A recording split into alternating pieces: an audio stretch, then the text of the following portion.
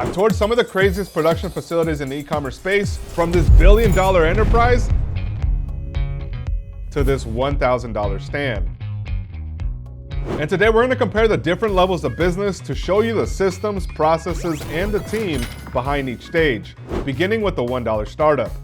Now, one of the hacks I learned early on in my entrepreneur journey is that you could reserve rooms like this absolutely free. You see, inside of local libraries, by signing up to a library card, you have the ability to unlock some incredible perks, including free internet, audiobooks, and even private DJ rooms. You can even make music here, guys. And this is really where local libraries come in clutch when you're starting your business on $1. That's what the library does to you.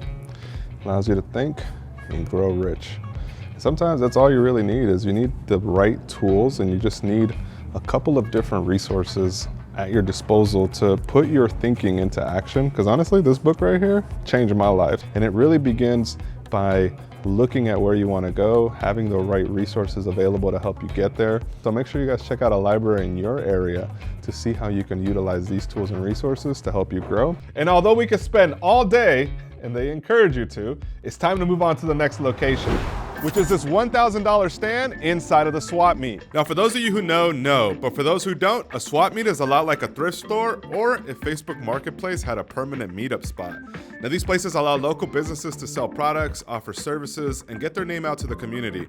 And upon entering, I ran into a pretty dope business that perfectly highlights what a $1,000 a month budget is about. Cliff, how long have you been here? I've been here since September of last year. But you've been doing this for way longer. It seems like you've probably been doing this 40 years. This right here is like legit skill, man. I'm looking at it and I'm like, this isn't somebody that started a year ago. This guy has been doing it for decades. Yeah, been around for a while, you know, a couple corners here and there. Nice. So what made you take the jump from going from home to here? Transition Yeah. there. Just wanted to get some air, being home all the time and not really having a, connecting with the dots, with the people. Yeah. I said just wanted to get out.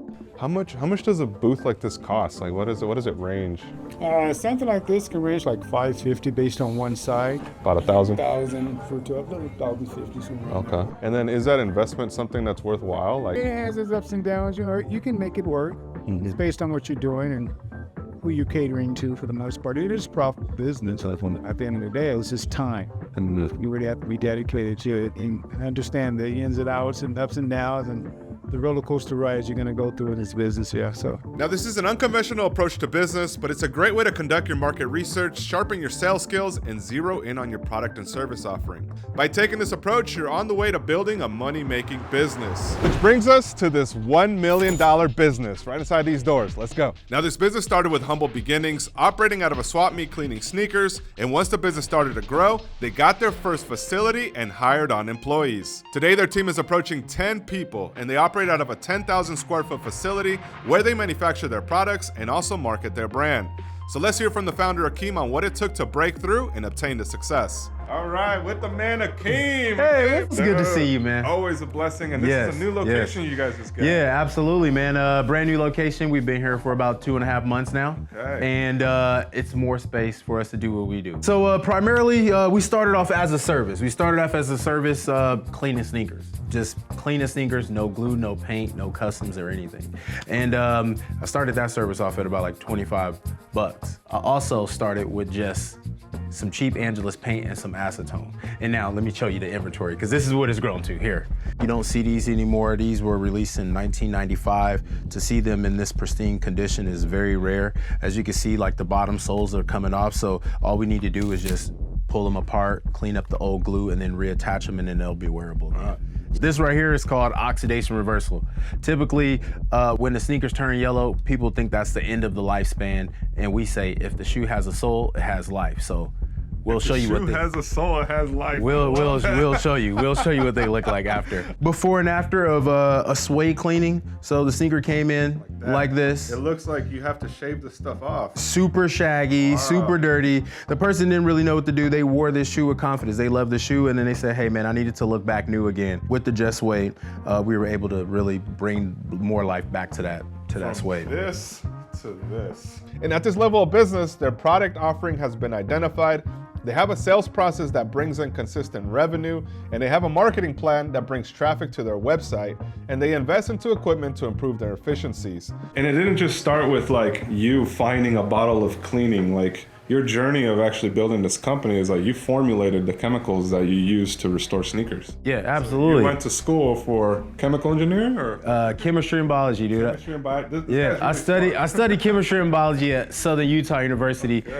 with the aspiration to be a dentist. My journey of being a dentist kind of got deterred when my appendix ruptured, and it really stripped me of my whole armor. I was either going to go to the NFL or either become a dentist, and after that happened, I pretty much went into a depressing place, man. I was in a dark place. I didn't go back to school to continue my studies. I didn't continue playing football. I was literally like in a deep state of depression for a few months before I actually just picked up one of my favorite pair of sneakers and decided to clean it and post it on social media, man. Wow. And so out of the darkness comes the light, man. Incredible. Yeah. New life. New life, yeah.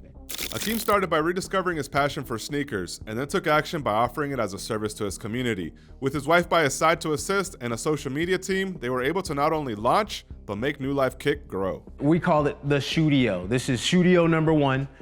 This is where all the deep cleaning goes on. This is our stage. This is our platform where we show off our work, where we show off our talent, show off our products. What would you say has been like one of the key factors from you jumping from that location to being here now? Engineering the products and really empowering people to do what we do has really given us the opportunity to continue to expand our business. Sharing the knowledge and empowering people to have confidence in doing what we do has really helped expand this business. From the New Life branding to the products and the education that they give their customers, they've been able to go from a service-based business to a product one, which has allowed them to go from a $1,000 stand to the $1 million mark. And if you think this is impressive, we're just getting started, because our next business, we're gonna highlight 20 million, 100 million, 500 million, and 1 billion. Sharing the key to their success along the way so you're on track to do the same. And for the next business, we're actually following it afar, and it's a company called Midday Squares. Now, I've personally been following them over the last 3 years, and they actually got their start on social media. They have a product that isn't just a chocolate bar. They call it a functional chocolate bar. And what this means is that it's something that you can eat that has nutritional value. So instead of it just being full of sugar, they actually put some really good fiber, protein, and it's essentially a little snack between a meal. By creating a high quality product like this, they're able to take a market share from Hershey's, which is traditionally more of just a sweets company. They're allowing themselves to be put into retail channels that would never actually put Hershey's in there. So for instance, Whole Foods and other specialty retailers that may want to carry some sweets, but don't want to have something that's unnutritional like those other companies.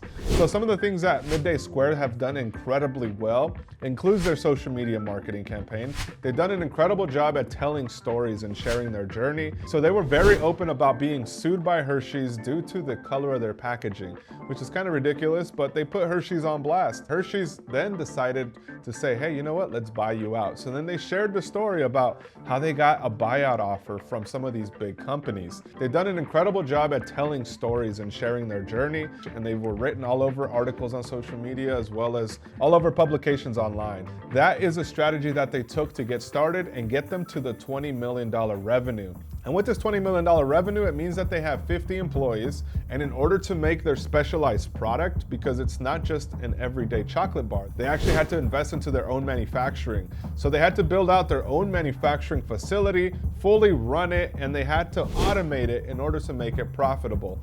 So today they manufacture everything up in Canada, and they have distributors that sell their products through Whole Foods and other specialty retailers. Now at this stage of their business, they also have some national sales managers, people that are handling different accounts, getting new business. And with 20 million in revenue, they're on track to continue to grow year over year because they have a product that's super unique. Which brings us to the next company that's doing upwards of 100 million, and it's called Alpha Lion.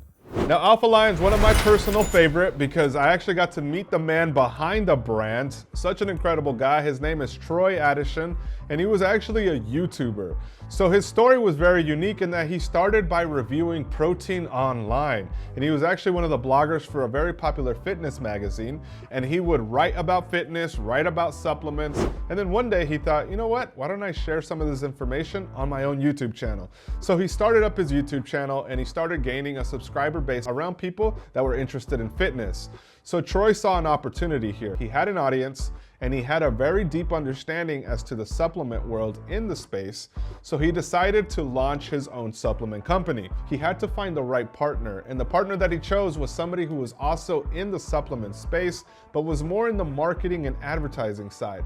So together they partnered to create an incredible content strategy mixed with an amazing paid marketing strategy, which then had an awesome product, and they were able to start making millions selling it directly online. But to expand beyond just his audience base, he had to then master paid advertising. One of the things that he did incredibly well was really understand how they could position ads on Meta and on Facebook to be profitable. For every dollar spent, they were getting an incredible return on investment, which allowed them to continue to scale their brand. Now, to this date, they're approaching 100 million in revenue, and the team is essentially all remote. This is something that I learned from Troy, is that they don't actually have a corporate headquarters. They don't have a physical location where people go meet. So Troy has been able to hire some of the best and brightest people from around the world. His team isn't just in the US, it's located everywhere. From the finance team to the advertising, everything is done remotely. They're essentially distributing through Amazon, they're selling through GNC, they're selling on direct to their consumer on their website. They've created a multi-channel brand. And by being in physical retailers, it brings legitimacy to the brand. And whenever somebody's at that GNC and sees Alpha Lion and then looks it up online, they'll see that Alpha Lion has an incredible following on social. And then they'll then see some incredible reviews on Amazon, which says, hey, this is a really good product. So it allows them to close that sale. It's some incredible protein. I personally love it. It tastes great. And overall, they have a solid product. Alpha Lion paved the way for how supplement companies should market and sell a product online, which leads us to the next company that did this with a very simple product, a t-shirt. And right now we're showing you guys the operations to Bella Canvas, which is essentially one of the largest apparel producers in North America. Bella Canvas produces a very simple everyday t-shirt. Now this t-shirt is called the t-shirt blank, which allows other companies and brands to use it in order to imprint their logos and market their own products. But what Bella Canvas did incredibly well is that they not just created a higher price t-shirt, they invested into some amazing cotton, the best quality cotton that they could get their hands on, to create a t-shirt that can stand the test of time and feel good wash after wash. But having a good product is only the beginning, because the next is in marketing it so somebody's willing to pay a higher price for it. And this is where Bella Canvas did an incredible job that made them stand out from the competition. Where other companies were manufacturing overseas and were kind of hidden about how they were making products, Bella Canvas actually invited influencers and people like me into their factories to actually watch the production and show everybody that this was real.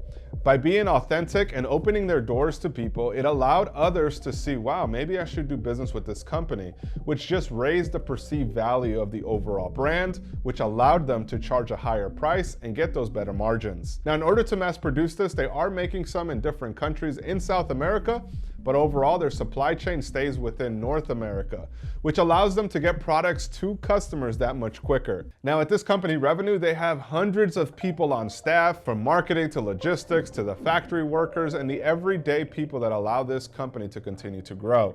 With this headcount, they have the majority of their staff located in Beverly Hills, and I've actually had a chance to tour this facility. It's incredible, it's amazing, and they run their other company called Aloe out of it as well. By using these resources, Bella Canvas has been able to open up doors to not just selling to distributors and print shops, but they sell directly to Targets and to the Michaels and everywhere else that people need a quality shirt to print on or just wear. Over the years, I've had a chance to connect with Danny Harris, interviewing him for the channel, as well as getting to pick his brain. And one of the things that he said to me recently really stood out. And that was that whenever you're entering a new market, you should take a look to see who's in the space and which companies you might want to collaborate with in order to enter that market together and make it a win-win. Now with this, we now head to the final company, which is the $1 billion business that is the definition of collaborating to get into new markets. And this company is called Printful. Now from the outside, Printful may look like just a warehouse and printing business, but they are the definition of collaborating with online sellers in order to make products and ship it to their door. Their business model is genius, but it's nothing super original. So what has made them be successful where other print-on-demand companies have gone under? Well, it starts with the technology that they've invested into. After touring their facility, I got to see what it means to run a technology-based printing operation. From every piece of software that's sitting on the floor to the software that the customer uses, it seamlessly integrates and makes it super efficient to produce products one at a time in mass volume. What this means is that they've allowed online sellers to launch their store, whether it be on Shopify, Amazon, TikTok, Etsy, and whenever they get an order come in, it gets routed to a facility that's closest to the customer, which then gets printed and shipped directly to their door. Now, in order to do this, they've done an incredible job at investing into the technology, as well as spending millions of dollars on print equipment to be more efficient and to keep quality up.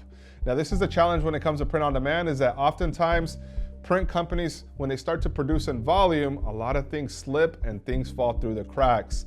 But Printful is producing millions of garments every single year, and they have facilities located all over the world, which means that they now have a staff that is approaching thousands of people on their team, from the production floor to the admin, marketing, and everywhere else that they have a presence. Printful is truly innovating in the space, as they've created the technology, they have the print operations, and they have the team in place to handle mass volume from anywhere that orders arrive. Now, this is truly what separates the $1 million business to the 100 million to the billion. It's in how much value can you bring to the market, how many people can you service, and how big of a problem can you solve. Printful has done this in a way that is super innovative, and more recently merging with Printify, who was one of their biggest competitors. By merging their two companies, they now have a complete dominance in this space, which allows them to get lower pricing on all of their goods, which allows them to pass those savings on to their customers, so their customers can make more money as well. Because ultimately, for Printful to be in business, they gotta have such a high value at a great price and allow sellers, like potentially you watching, to actually make money with them. And they've made it very easy for you to get started, because all you gotta do, even if you don't have a Shopify store, you could throw up a quick store. And with that quick store, you can start designing your products and you can start selling them. You can start selling them online. So if you're thinking about starting your business on a budget, make sure you guys check them out through the links in the description. Now, throughout this video, we just shared the different levels of business, from $1 to $1 billion. At $1 billion, you're running a way bigger operation. You have a lot more invested in your equipment. You got your processes down, and now you've created a real value offering that millions of people can take advantage of. And in between there, you have these growth challenges, and you're trying to find your way to make sure that you can continue to grow your brand profitably. And all the examples that we listed in this video, I'm gonna link in the description down below. I highly encourage that you guys check out those case studies, because anytime you have a chance to learn, you might be able to apply some of the tactics that these businesses are doing to get you to that next level and that next tier than where you're currently at. And more importantly, don't forget that the value that you bring to the market determines the price that you're gonna be able to charge, which ultimately determines the success that you'll have. So if you're interested in learning more and getting started on a budget, we actually have a video here where we walk step by step on how you can start your clothing brand or any business with less than $100. I encourage you to check that video there, and I'll see you soon.